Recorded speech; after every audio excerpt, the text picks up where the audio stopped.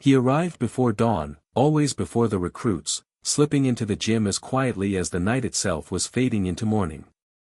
A mop in hand, he began his routine, pushing it across the weight room floor like he'd done it 1,000 times.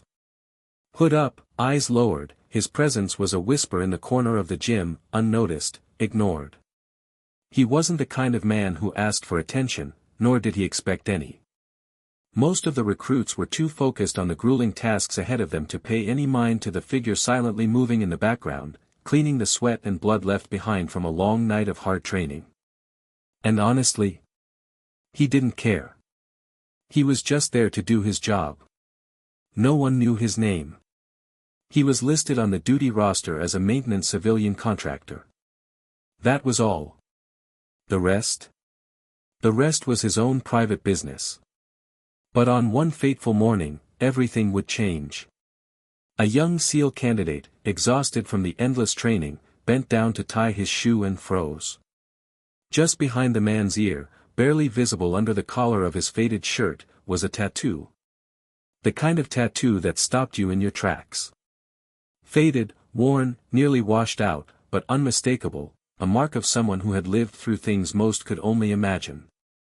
It was a symbol earned by only one group of men. And only after surviving experiences too secret to speak of.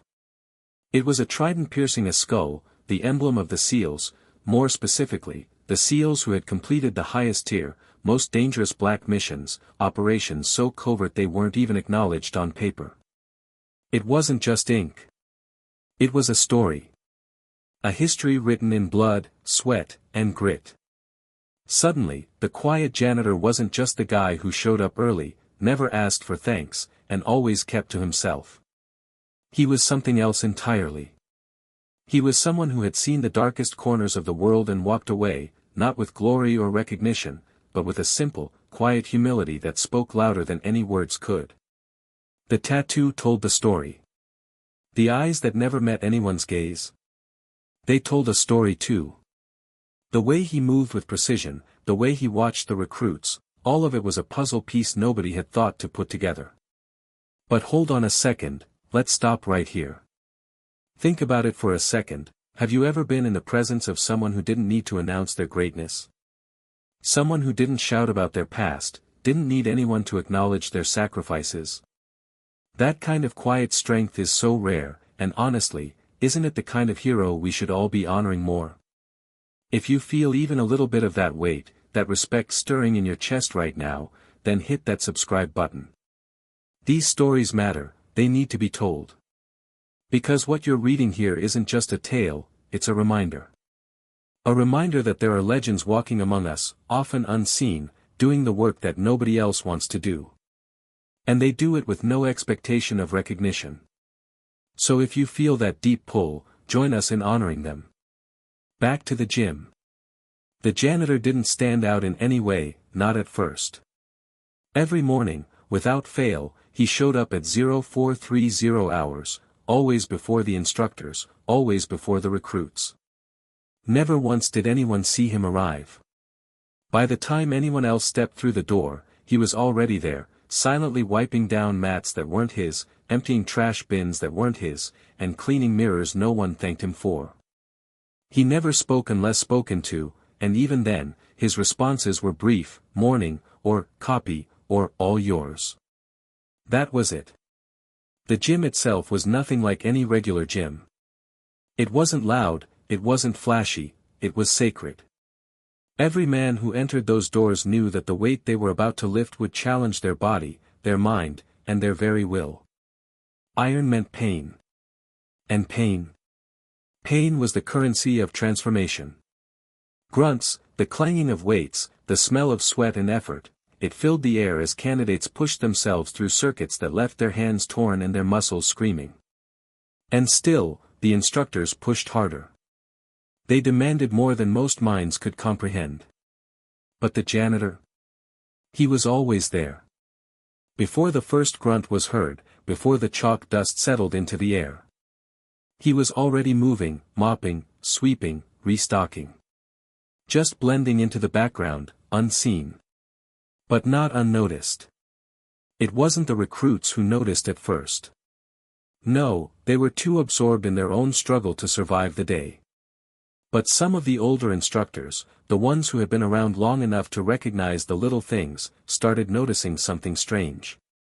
The way he folded towels, so precise, so tight. The way he stacked the plates, always balanced by weight, not just size. The way his eyes didn't rest, but seemed to scan the room, watch the new recruits, always observing. He didn't wear headphones, never had a phone on him. And although he moved like a man who carried the weight of age in his back, there was something else about him that was off. His knees never cracked when he crouched. His hands didn't shake. And when he picked up a 45-pound barbell, he did so with a strength and a grip that hadn't softened in decades. What was his story? Who was this guy, really? Some of the recruits joked about him, of course. The whispers began. Maybe he was some washed-up burnout, they said. Maybe he had been a SEAL years ago and washed out, a story they could only imagine but could never know. One even whispered, bet he applied years ago and washed out. But one of the older instructors, a former SEAL named Mason, shut that rumor down with nothing more than a glance. Mason was tough, quiet, and didn't tolerate nonsense. And even he wouldn't make eye contact with the janitor when he passed. You see, the base had seen hundreds of civilians come and go over the years, kitchen staff, drivers, contractors. But no one lasted. The hours were brutal, the security intrusive. Most people couldn't handle it, except for him. He never complained. Never took a day off. Never got in anyone's way. The only thing anyone ever remembered about him? His hood. Always up. Even indoors. Even in the blistering heat of July. But one morning, the story began to shift. It was a scorching summer day. After a brutal weight circuit, a recruit named Dawson collapsed onto a bench, struggling to catch his breath. As he leaned forward, wiping the sweat from his brow, his eyes fell on the janitor, who was cleaning the floor nearby. For the briefest moment, the hood slipped, and what Dawson saw behind it made his blood run cold. A tattoo. A faded, scarred tattoo behind the janitor's ear. A tattoo that only SEALs had earned. And as Dawson stared, blinking in disbelief, he realized what it was. A trident piercing his skull. Not just any tattoo. This was the mark of SEALs who had completed the most dangerous, top-secret missions, operations that weren't acknowledged on paper, missions that only a select few would ever know about. Dawson didn't say anything right away. He didn't know what he'd seen. Maybe it was a trick of the light. Maybe his exhaustion was playing tricks on him. But the image, the tattoo, was etched in his mind. He couldn't shake it. That night, alone in his bunk, Dawson began searching. He scrolled through forums and websites he wasn't supposed to know about, trying to make sense of what he had seen. And there it was, images that were similar, but not exact. A trident piercing a skull. SEAL Team 6. The covert operations. And suddenly, everything clicked. The next morning, Dawson couldn't stop looking at the janitor. But he wasn't the only one. The change was palpable. The other recruits, the instructors, they all began to notice. The janitor was no longer invisible. He was still the same quiet figure, moving silently in the background, but now everyone was paying attention. Even Mason, the former SEAL, was watching him differently. There was a hesitation now, a curiosity. A recognition. And then, Grant, a big guy from Texas, who had washed out once and come back with a vengeance, made the mistake of calling out to the janitor, "Hey, old man, you ever do more than clean sweat off the floor?" The gym went silent. No one stopped training, but the energy shifted. The janitor didn't turn, didn't even flinch. He just kept mopping the blood-stained corner of the mat where two candidates had gone too hard on grappling. Grant chuckled nervously, awkward. Guess not. But then, Mason walked over. No yelling. No threats. He just leaned in and whispered, if you want to finish this program, I'd shut up and show some damn respect. And just like that, everything changed. Grant didn't say another word for the rest of the day. Word spread like wildfire. Quietly, the janitor became something more. Some called him the ghost. Others simply referred to him as Sir. He never responded to any of it. But he no longer went unnoticed. His presence was felt in every corner of the gym. He moved with purpose, like a man who had seen it all and carried the weight of that experience in every step. He was always watching, scanning, reading the room. Some recruits even whispered that he knew who was going to wash out before the instructors did.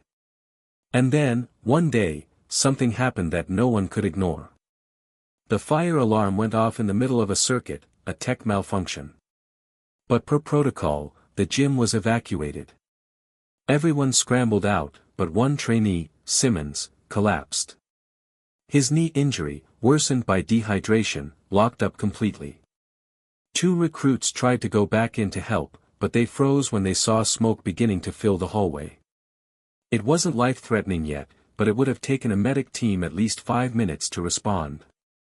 It took the janitor 30 seconds. With no hesitation, no gear, just a towel wrapped around his mouth, he ran straight into the smoke. He picked up Simmons, a man weighing over 200 pounds, without breaking a sweat. He carried him out, not dragging him, but in a perfect fireman's carry. He didn't grunt, didn't struggle. He just moved with a calm precision that could only come from years of experience. When he emerged, eyes red but steady, he laid Simmons gently on the mat and walked away, like nothing had happened. The fire chief arrived moments later. Everything was fine. No one talked about it. No official report mentioned his name. But everyone saw it. The calm. The precision. The reflex. And later, that evening, Dawson noticed something new. A small patch sewn into the janitor's pocket. It was barely visible, black thread on black fabric. But if you looked closely enough, you could make out the letters, ST6, SEAL Team 6. The kind of unit that didn't confirm its members. The kind that left no paper trail. The kind that disappeared men when they retired. And just like that, everything clicked into place. This janitor was no ordinary man. The next morning, something shifted. It wasn't because anyone said anything, no big reveal, no dramatic speech. It was the exact opposite. There were no jokes, no sideways glances, no questions whispered in locker corners. It was as though the entire gym had suddenly recalibrated itself, as if every recruit, every instructor, had collectively realized something they'd all missed before. It wasn't a conscious decision, but there was a profound, unspoken change. It was as if the room itself had restructured its energy around someone they had all misjudged, someone they had underestimated in every possible way. The janitor still showed up at the same hour. He still swept the same stretch of rubber flooring. The motions were as automatic as ever. But now, when he moved through the gym, something was different. People stepped aside as he passed. Not out of fear, no, it wasn't fear. It was something heavier, something deeper. It was respect. The kind of respect that can't be demanded. The kind of respect that you earn long before anyone ever sees it. And boy, had he earned it. Mason watched him closely. He had been quiet ever since the fire alarm incident, his curiosity simmering just beneath the surface. He hadn't approached the janitor yet, but there was a quiet reckoning in the air. The questions were growing, and Mason could feel them tugging at him. That morning, as the recruits finished their sprints, he walked over to the supply closet where the janitor typically disappeared during his breaks. He knocked softly, opened the door, and stepped inside. There the janitor sat, calm, quiet, like always. He was perched on an overturned bucket, sipping from a dented thermos of black coffee, his eyes unreadable. Mason didn't sit. He just stood there for a moment, taking in the silent stillness of the room. Finally, he spoke, breaking the silence with a simple statement that carried the weight of years of experience. "I was in Kandahar, 07 to 08. You were in that unit, weren't you?" The janitor didn't respond. He just stared at Mason, the silence between them thick with history and understanding. Mason nodded once, almost as if he didn't need an answer. The silence spoke louder than any words could. "There was a story," Mason continued. "A black site outside Helmont. A rescue operation. Zero intel. No air support. 2 men went in. Only 1 came out.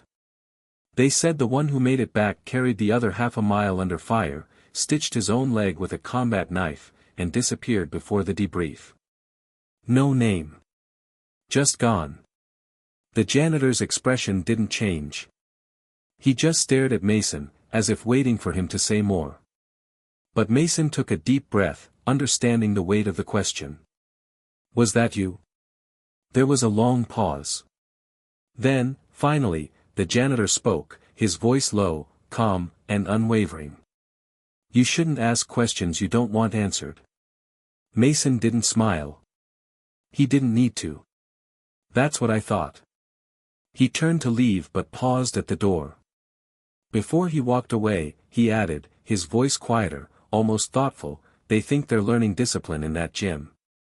But you're teaching them something else. Something none of us can put on a whiteboard." The janitor looked down at his boots, the weight of his past and his silence lingering in the air. "They'll need it if they ever see what I've seen." And just like that, Mason was gone. But the quiet tension between them, that unspoken understanding, remained. Word didn't spread, at least not out loud. But something had changed.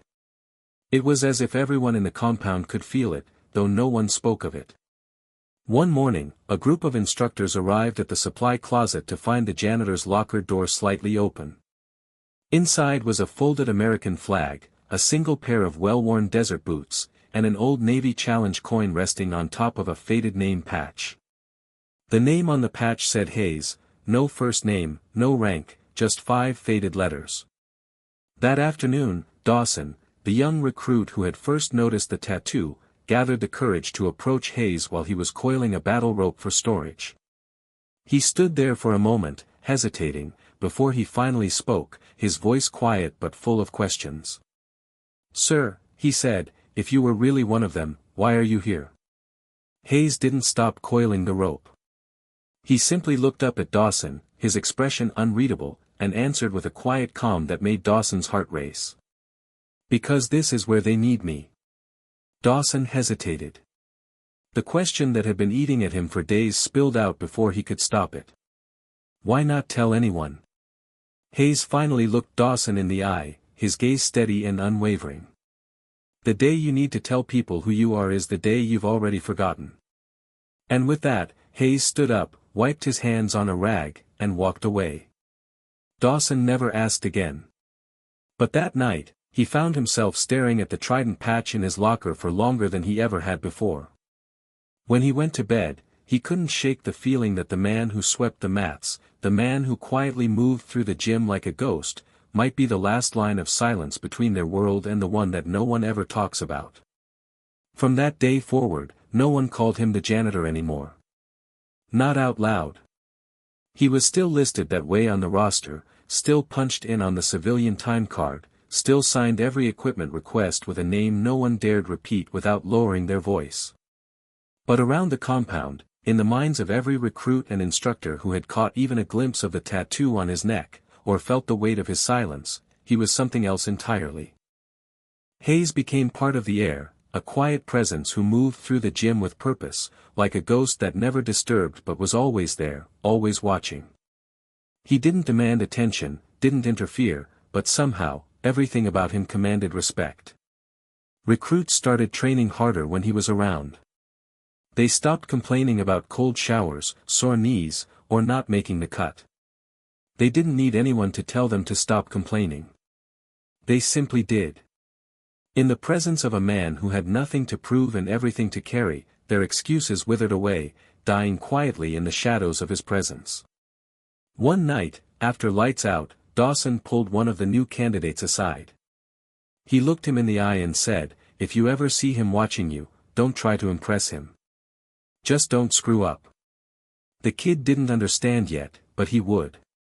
He would eventually understand the weight of those words. Meanwhile, Mason never brought up Hayes again. Not in briefings, not in reports. It wasn't necessary. Once, during a break between sessions, Mason left a folded note inside Hayes's supply cart. No signature.